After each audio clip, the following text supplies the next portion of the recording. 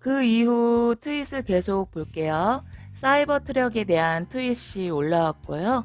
프로토타입 사이버 트럭을 주행해 봤는데 대박이다 하는 내용입니다. 사이버 트럭의 기능과 기술에 대한 기대를 하게 되는 트윗인데요. 이번 어닝콜에서 사이버 트럭에 대한 언급이 있었는데 사람들의 예상처럼 배터리의 문제가 아니라 기술적 업그레이드를 위해 생산이 늦어질 거라고 했습니다. 이 부분은 제가 따로 다른 영상에서 말씀드리도록 할게요. 그 다음 트윗은 프랑스어인 것 같아요. 내 이름은 시럽이다 라는 농담식 표현이라고 하는데요. 메이플 시럽이 캐나다 특산품이잖아요. 특히 퀘벡이 주 생산지라고 하네요. 우리가 흔히 먹는 팬케이크에 뿌리는 시럽, 그게 메이플 시럽인데요. 갑자기 왜 이런 메시지를 올렸지? 하고 생각하고 있었는데 이어서 이런 트윗이 올라옵니다. 캐나다 트럭 운전사들의 규칙. CB 라디오는 정부와 미디어의 통제로부터 자유롭다 라는 메시지입니다. CB 라디오가 뭔가에서 찾아봤는데요. 정확히는 시티즌스 밴드 라디오라고 하는 것이고 자동차, 집, 사무실 또는 무선 전화 통신이 불가능한 장소에서 주로 개인이 이용하는 단거리 무선 통화 체계라고 하네요. 1975년에 이것을 취미로 이용할 수 있도록 허용했고 캐나다, 자메이카, 독일 등의 나라에서 허용하고 있다고 합니다. 트러커와 CB 라디오는 무슨 관계가 있는 건지 또 찾아봤어요. 북미에서는 CB 라디오가 활성화되어 있어서 무전을 이용해 필요한 정보를 나누거나 잡담을 하면서 트럭 운전사들이 외로움과 피곤함을 떨치려고 애쓴다고 합니다.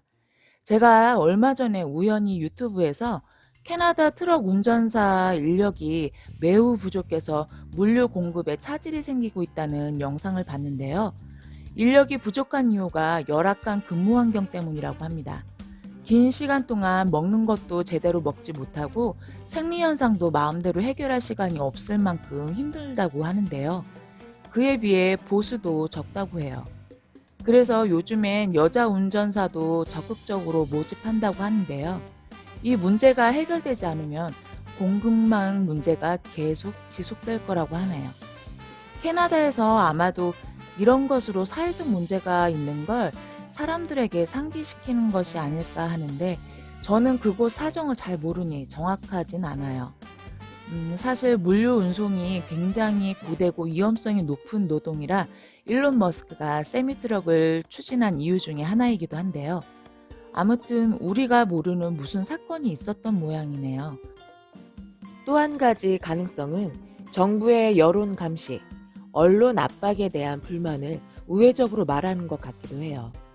진실을 말할 수 없는 답답한 상황에서 트럭 운전사들이 사용하는 CB 라디오가 대안이라는 말일까요? 일론이 혹시 정부의 압박으로 우리에게 말하지 못하는 진실이 있는 걸까요? 이 부분에 대해 여러분의 생각은 어떠신지 궁금하네요. 그 다음 트윗에서는 유엔이 2020년 세계 사망률을 발표하지 않는 것에 대해 의문을 표하고 있는데요. 이어서 올라온 트윗 내용을 보면 그리고 그것을 어둠 속에 결박했다 라고 내용을 올렸어요. 그리고 한 트위터의 메시지를 리트윗했는데요. 이 남자는 정부를 상징합니다. 반지는 코비드라는 비상 상황이 가져온 힘을 뜻하죠. 남자는 말합니다. 내가 왜 이것을 가지면 안 돼? 이것은 코비드 전염병을 위시한 긴급 사태로 힘을 사용할 권한을 갖고 싶어하는 정부의 모습을 풍자한 것인데요. 이 트윗은 일론의 이 트윗에 대한 답글이었습니다. 사람들을 전염병으로 매우 놀라고 겁먹게 만들면 사람들은 스스로 자신의 자유를 없애달라 요구할 것이라는 거죠. 이것은 독재를 하는 방법이라고 말하고 있습니다. 여러분도 이 코비드 사태가 어떠한 권력에 의해 조작된 것이라는 이야기를 들어보신 적이 있을 거예요. 저도 이 전염병이 인공적으로 만들어져서 퍼졌다는 증거들을 다양한 매체를 통해 듣고 보았는데요. 코비드 사태 이후 사람들은 스스로 가두기 시작했고 정부의 지시에 따르기 시작했죠. 백신의 강제 접종에도 응할 수밖에 없도록 시스템을 만들어가고 있지 않습니까? 대면이 허용되지 않는 사회 분위기 속에 사람들은 살기 위해 디지털 시스템 안으로 들어가게 되었고, 결과적으로 정부는 시민을 좀 더 간편하고 정확하게 통제할 수 있게 되었죠. 2020년 본격적으로 코비드가 유행하면서 실제 사람들이 얼마나 사망했는지 또는 백신으로 얼마나 사망했는지 밝히지 않고 깜깜한 어둠 속에서 정부가 우리를 결박하고 있다는 이야기를 하는 것 같습니다. 그런데 갑자기 아까 캐나다 트럭 운전사들의 12 라디오가 떠오르는 건 저뿐인가요? 코비드 사태에 대해 미국 정부가 사람들의 입을 막을 만한 일이 한둘이 아닐 것 같은데, 정부는 이전에도 여러 매체들을 자신들의 입맛에 맞게 통제해왔지 않습니까? 그러니 일론이 트럭 운전사들이 사용하는 12 라디오를 보고 그런 생각을 한 것 같기도 한데요. 잘 모르겠네요. 어쨌든. 그 다음 트윗은 디즈니에 관한 것인데, 미니마우스가 기존의 의상을 탈피해서 어떤 유명 디자이너가 디자인한 수트를 입은 모습을 새롭게 보여줬는데, 이게 논란이 많은 모양이에요. 요즘 패션계에서 화두가 젠더리스, 유니섹슈얼리즘인데요. 성에 대한 고정관념을 버리고 여성이 남성적인 수트를 입는다든지 남성이 여성적인 드레스를 입기도 하고, 아예 성 정체성이 모호한 디자인의 옷들이 몇 년 전부터 선보이고 있습니다. 우리가 일상에서는 잘 느끼지 못하고 있지만 연예인들을 보면 그런 추세를 느끼실 수 있을 거예요. 화장하는 남성들이 부쩍 늘어난 것도 그런 트렌드의 영향을 받고 있죠. 요즘엔 속눈썹 시술 받는 남자들도 있더라고요. 어쨌든 그런 내용인 것 같고요. 어닝콜이 끝나서 그런지 정말 신나게 계속 올라오네요, 트윗이. 우주는 수소 소나타라고 썼는데, 그 와중에 현대가 기아 인수하고 그 다음으로 테슬라 인수한다고 댓글 단 사람이 있네요. 부끄러움은 제 몫이고요. 그런데 외국 사람들이 현대 소나타를 많이 알고 있네요. 너무 웃겨요, 댓글들이. 현대가 아직도 수소차 주력하고 있나요? 아무리 생각해봐도 일론 머스크가 현대차를 언급하는 건 아닌 것 같은데, 밑에 댓글에도 소나타 차가 이미지로 올라오고 난리도 아닙니다. 아무래도 일론 머스크가 또 물리학 책에 심취해서 아무도 못 알아들을 방언을 쏟아내는 것 같은데 반응들이 재밌네요. 그 다음 트윗에는 아예 물리학 책을 올렸습니다. 보기만 해도 머리가 아픈 책인 것 같은데, 일론이 형광펜을 칠해둔 부분을 읽어보면 그의 삶의 대부분을 통계의 역학을 공부하며 보냈던 루드비히 볼츠만은 1906년 자신의 손으로 세상을 떠났다. 폴 에렌페스트도 1933년에 사망했다. 이제 우리가 통계의 역학을 공부할 차례이다 라고 써져 있는데 무슨 소린지 하나도 모르겠죠. 그래서 일단 루드비히 볼츠만이 누군지 찾아봤는데요.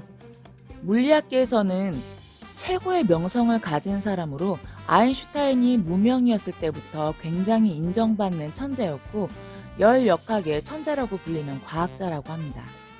이 사람은 천재이기도 했지만 비운의 천재이기도 했는데요. 당대의 가장 명망 있는 학자로 성공했음에도 1906년에 이탈리아해 북부의 두이노만에서 부인과 딸이 해수욕을 하는 동안 스스로 목을 매 자살했다고 해요. 자살의 원인으로 여러 가지 설이 있는데, 그가 발견한 수식으로 계산을 하면 열에 의한 우주 열적 종말이라는 결론에 도달하게 되는데, 그것에 대한 공포로 자살했다는 이야기가 있어요. 우주 열적 종말론은 관념 세계에서의 물리 이론인데, 그건 제가 여러분께 설명하기엔 저도 이해를 못하기 때문에 넘어가도록 할게요. 아무튼 이 썰은 여러 썰들 중에 가장 확률이 낮은 이야기라고 해요.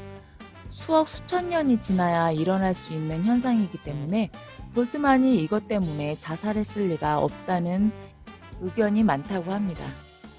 또 다른 이유는 볼트만이 자신의 에너지론을 제대로 받아들일 줄 모르는 동료들 때문에 화병에 걸려 스스로 목숨을 끊었다는 썰인데, 어떠한 한 가지 이유보다는 여러 가지 이유들이 복잡하게 작용했다는 추측이 더 힘을 얻고 있습니다. 볼츠만은 다혈질의 성격이었었는데 자신의 과학 연구 과정에서 많은 적들이 생겼다고 해요.